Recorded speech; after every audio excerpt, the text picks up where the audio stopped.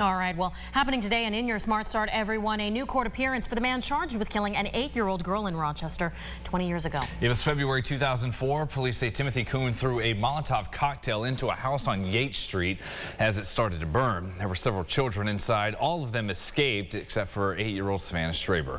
Authorities say it's likely she ran into her mother's room to go find her mom. Police say Kuhn did have a prior relationship with the mother. He wasn't arrested until late last year. He's charged with second-degree murder and first-degree arson. His hearing is at 9:30.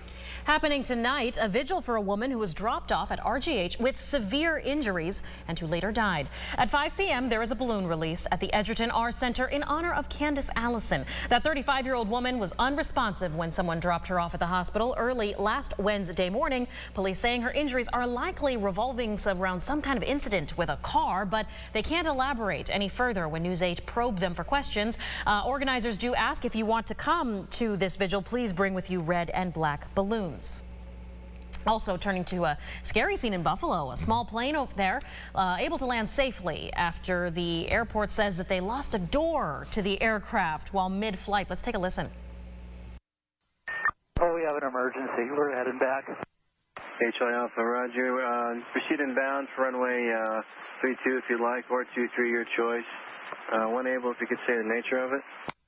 We lost our rear door. There were 2 people on board and neither were injured in that emergency landing. After searching the area for quite some time, police didn't find the missing door. They stopped the search for the evening and they're urging anyone who might come across that or any other evidence to please reach out to them with that information. That happened the same day, marking 15 years since Flight 3407 crashed into a neighborhood in Clarence just outside Buffalo, killing all on board and another victim on the ground. The families gathered at the site yesterday, remembering the lives lost February 12, 2009. The investigation did find the cause to be pilot error. And over the last decade and a half, those families of the victims have focused all their efforts really in Washington on lawmakers passing stricter regulations for the FAA focused on pilot training and fatigue. How do you give up now? We can't back up now. We've come too far, and the proof is in. Why would we stop now? There's no quantitative thing except we can say there hasn't been a fatal crash on U.S. soil of a commercial airliner in 15 years, and that is certainly worth it. It means it's working. As you hear there, their fight is not done. They are urging Congress this session to extend the FAA bill on the table before it expires March 8th. 2 people from Seneca Falls have been arrested after police say that a child was found in their home impaired by substances. Police say 32-year-old Angelina Ellie and 42-year-old Earl Heath, we're showing you here on your screen now. They were inside their home when Child Protective Services came in with an order to remove a child in danger. Officers say Ellie would not allow CPS to enter that child's room where Heath was holding the child inside. But once they did eventually get in, CPS says that its officers found that child impaired and in need of medical care. Another child also inside the home found near some cocaine. That's according to police. Both Ellie and Heath taken into custody. News 8 has reached out for more information. As soon as police share that with us, we'll be sure to share it with you in an updated story on air and online at rochesterfirst.com.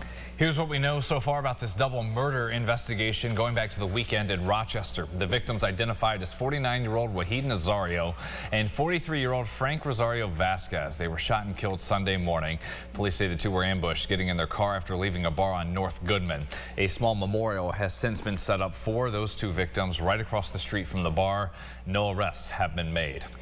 Greece police say they're currently searching for 2 people wanted for allegedly injuring a restaurant worker in a hit and run.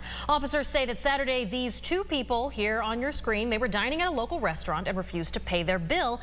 Then when an employee followed them to their car, police say these suspects intentionally hit that worker and then drove off in that vehicle. If you recognize them or think you have any information, you're asked to please call the Greece Police Department. Well, right now there are a lot of parents and child care service providers on their way to Albany to meet with state lawmakers. Yes, many groups lobbying at the Capitol this week. And Ron Spitzer joins us live this morning from State Street in Rochester. A local group just got on the bus heading out that way. Ron, tell us what they're campaigning for.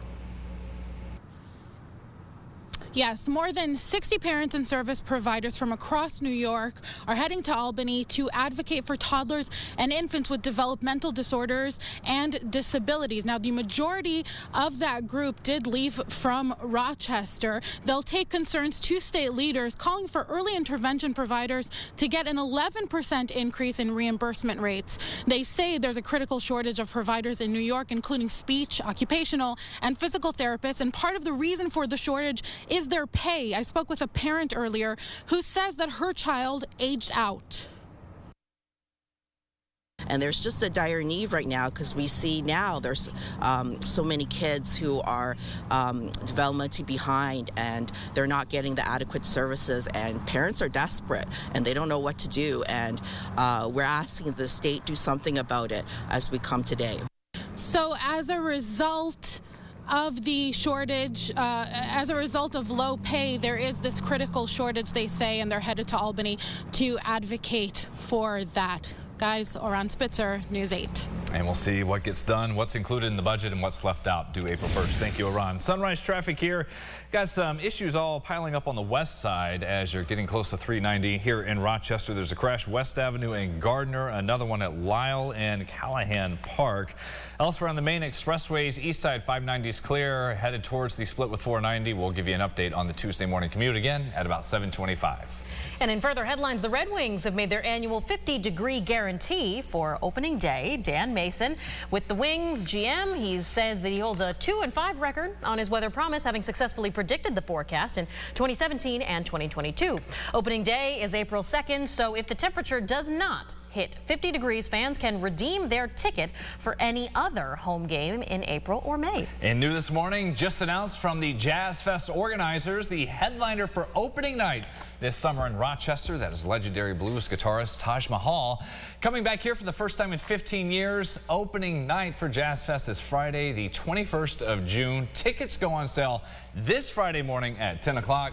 You can find all that on our homepage as we have your festival guide posted at rochesterfirst.com. Very exciting there. Yes. My dad's thrilled for Jazz Fest. He comes every year. Nice. It's lovely. Just walk around the East End downtown. Beautiful. Yes. Warmer though. 4 months away. We've got the cold and yes, snow to deal with. Some lake effect coming in tonight. All right. Well, thank you for sharing your morning here with us at Sunrise, everyone. CBS Mornings on the way next. Follow News 8 wherever you are on rochesterfirst.com, Facebook, Twitter, and on our app for news and weather.